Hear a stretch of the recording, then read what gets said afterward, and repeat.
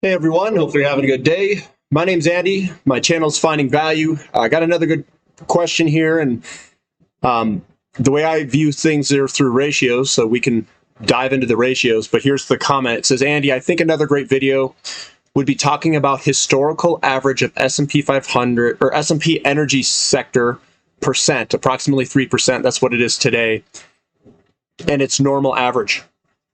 How overvalued tech sector is percent versus energy in its weightings. And when the money shifts back to even historical averages 8%, the type of money that would flow into energy sectors. And I think it is a good video. And we're going to take a look at it. We're going to dive into this. And the best way that you can do this is through the S&P 500 versus crude oil ratio. And we're going to go into some crazy stuff. I'll do another crazier one after, where we're going to use an individual company. So I've got that pulled up right here. This is the S&P 500. So this is the S&P 500 outperforming oil, and this is oil outperforming the S&P 500. And basically, this is probably one of the most leveraged plays that you can do against each other. And you can go a little bit more if you choose a specific oil company versus a specific tech company. And we can maybe do that example as well, just to see how crazy it can get. So this is the S&P 500 to crude oil futures market. And as you can see, we peak out at 110 here. And before this, we bottomed here at maybe in the 80s at about 6. Then we came all the way back down and we bottomed again at about 9 in 2008. So in 08, it bottomed at about 9, and this would be the peak of the oil market. So peak of the oil market, this is the bottom of the oil market, and the peak of the S&P 500. So the way that you would want to play this and the leverage that you would get, and I know I'm not talking about percentages. This is going to take it all into account. So if this is 9 down here and we're at 110, it'd be 110 divided by 9 gives you a leverage of 12.22. So what that is stocks are falling or going sideways, and oil is going up against them. So this is a very highly leveraged ratio to be using stocks against oil. And you can even increase this at this crash point where you would subsidize. You would go into bonds here during the crash and then re-enter stocks at this point for a move higher. Now, looking at the right-hand side here to show you, and I kind of had it off because it zooms you way out, is it went all the way to 170, way up here because oil went crazy. But 160 here is what we've got. And then if we, I'm going to zoom in here, 160 here, and then we're coming on down, which means oil's outperforming the S&P 500. And we're going to continually compress probably all the way back down to a ratio around 9 or something like that. So if we go from 160, if we were to use that ratio there, and if we use 160 divided by 9, that's a 17.78 times compression. Now, let's use some crazy stuff here. Rather than using crude oil futures contracts, let's use SM Energy and see what happens here. So if we use SM Energy as our measuring stick, this should get quite dramatic in its moves. And what we saw, I'm going to kind of take this off here. We'll auto it in here. So if we look at this and we go all the way to the bottom here, this is about, I would say about, so let's just use 17, and let's use the top of 330. So 330 divided by 17, that leverage becomes greater. It's 19.4 times your money. And if we use the most recent one, if we were to go back to about 17 and we went all the way to a peak of 2,240. So that's 2,240 divided by 17. We have a leverage of 131 times our money. So this is what I was using as my gauge of the compression that I could, the purchasing power gains I could have against the Dow, is using a company that was so far beaten to the downside that this could compress all the way back down to a level of like 17, which would be the bottom. And you can see that it's already doing that. And obviously the big move happened and we're starting to slow down our compression. And if we have an energy crisis, we have an oil problem, this could even compress lower than the bottom here of 17. It could compress even lower than that. Now let's choose another company just to kind of see how this looks like. Crew Energy was one that I also went into. I think that, you know, we could get all the way down. Let's get this out of the way here. Probably to 100. And right now it went all the way to, oh my goodness. Let's just say 20,000.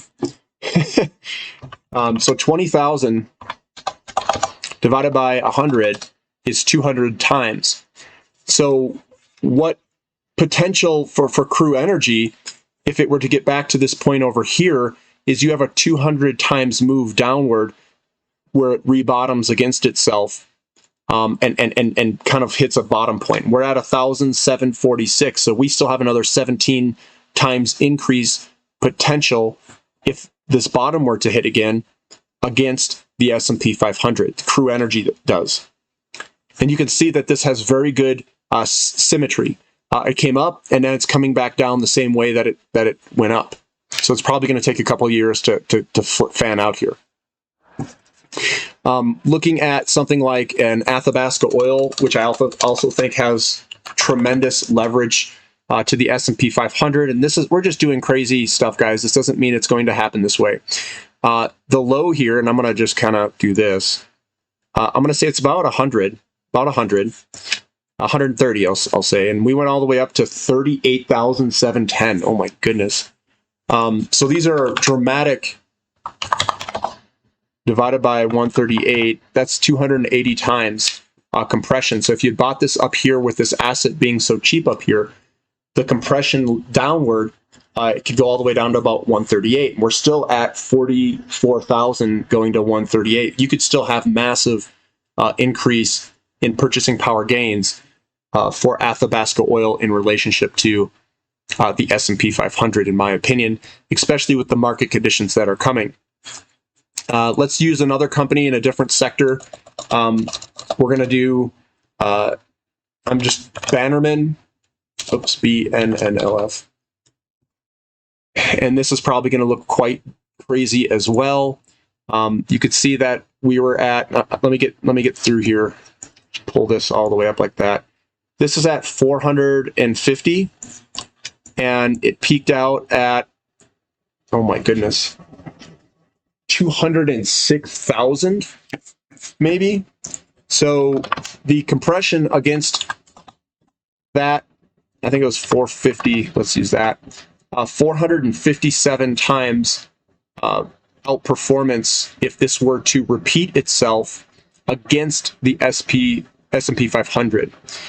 So that would be your potential compression against the S&P 500 if Bannerman were to get back to its lows in 2007 and that peak were to happen again against the S&P 500. And you can see that we're already getting a lot of compression. And the compression looks good because you got large down days or down pressure, and it's continuing to have that down pressure, and we're probably going to continue to contract over time. So that's Bannerman there. Let's try Camco, because I know that's got the data. That's what this looks like here. You can see the big move here of the S&P 500 outperforming Camco, and then all the way back down to the bottom here. So looking at this compression, and this is saying that we had a larger bubble difference from 99 in relationship to Camco to the top.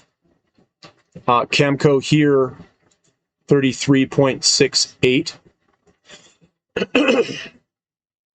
And then the top would be 870. So it's 870 divided by, say, 33. It's a 26 times increase. Not nearly as large as some of the other ones, and we could do another one from 400 all the way back down for Camco. And if we could use, I think Denison Mines has probably DML. Yeah, it's a very similar pattern. This is the S&P 500 to Denison Mines, and you can see the bottom here of 194 and the top at almost 10,000. And then we did it again.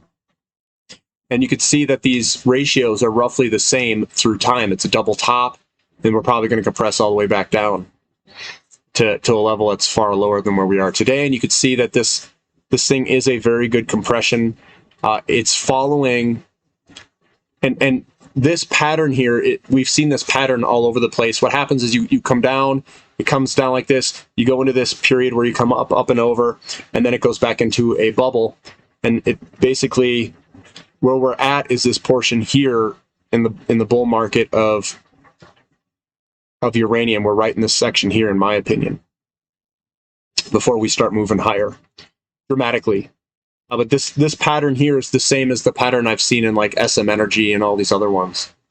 Bitcoin has the same pattern. They're all the same. And this is a ratio that has the pattern. It's crazy how this all works out.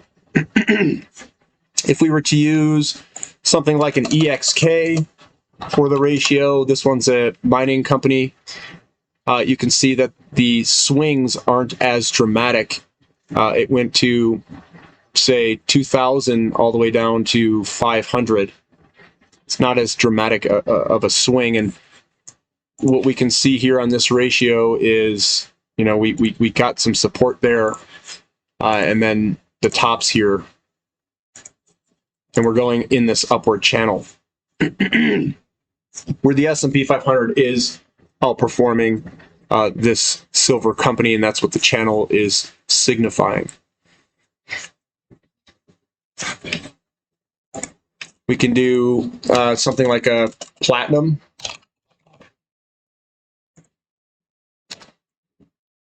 Here's platinum and its outperformance.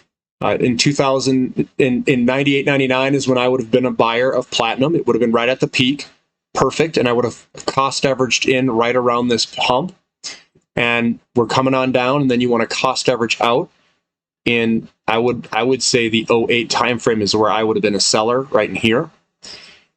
That's where we had all our sell signals, and I would have gone long stocks in 09 and 2010, somewhere in that range here. Go long stocks, and then you would have had this outperformance in stocks, and I'd be swapping my stocks for platinum right now, is what I would be doing. Would have been a good spot to be swapping. And this looks like a complete move where we're going to start to head a lot lower.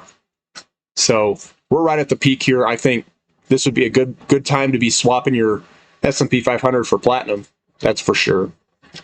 In this type of move. I know we've got a lot of silver fans, so let's try silver, see what that looks like. Here's silver. We've got a massive move from 1980, which was the bottom of the stock market, and it outperformed silver. And then you would have swapped your silver here at the top, and silver massively outperformed all the way till 2011.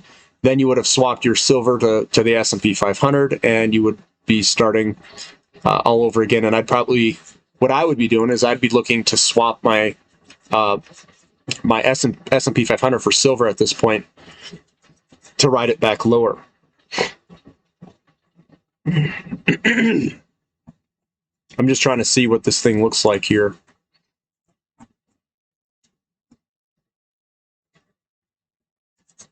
Let me back out. Yeah. Man. That's a huge break there, guys. So if you were to look at this, we come up, you hit your head 3 times, we broke through, did a back test, and then gone. And now we're violently swinging all over the place on the right-hand side. So that's the S&P 500 to silver ratio. Let me try the S&P 500 to, this is IPI, Intrepid Potash. We broke the internet, no. So Intrepid Potash was up at 400 and it's compressing all the way down. And we, down here, it got to a low of 1.96. And the way that this thing's coming down, I do think that this is going to go all the way back to a very low level. And we still have 100, it could still compress against it 50 plus X is the potential. And whenever you see these these are usually topping patterns, where you get like a pump and then you get another hump over here and then it usually falls on down. But I don't think we're coming back up, guys. Not for a while. I think we got a good 10 years going lower. Maybe we peak. We peak down here or something, 2026 to 2028 to 2029, somewhere in that range. That's Intrepid Potash. Let me think of another one. The S&P 500 in relationship to something like, I'm trying to think, you've already done a uranium, like an energy service company. Let's do something like a TTI. That one's pretty leveraged. And this is one that I went into at the bottom. See, and this is where we saw this gigantic opportunity was here. So if I were to take this, the low here is like 50. Let's just say it goes back to 50. We went all the way up to, oh my goodness. Let's say I got 100,000. So 100,000 divided by 50, that's 2,000 times increase if it could get back down to that level. And I don't know if it can, but I put my money in there somewhere in this range in here, and hopefully we can ride it. You can see the symmetry here, this movement here and this movement here, and we'll probably get down to 660 here shortly. Let's do the another one like rig, because rig went quite dramatically to the upside in some crazy movement here, and it's coming back down. What about I'm trying to think of what else. Maybe Tidewater. Maybe that one's still, that's still pretty low. And man, it was way down here. God, it's crazy. All the way down to 0.43. And we're all the way up at 381. That has a lot of potential for a move. Hopefully we can break to the downside and really compress this to the downside and get our purchasing power gains. Oops. That's another one that's pretty crazy. So that's me playing around with some ratios. That's the S&P 500 in relationship to other companies. You could see the potential compression of the ratio over time, why I went into some of these companies in the beginning. We did Crew Energy, Bannerman, all these ones that I thought were some of the most leveraged moves against other assets, and where the potential was and where I put my money, and I kind of just spread it out amongst all of them. So I didn't necessarily do this particular exercise, but I think it correlates really well with how I view things and the compression of the ratios, and it visually shows you where I'm going and how I'm deploying money. It's all based off of ratios and value relative assets, the relative value of assets against each other. If you guys like this analysis, give me a thumbs up, subscribe to the channel if you haven't already, and thank you for listening. This is Finding Value.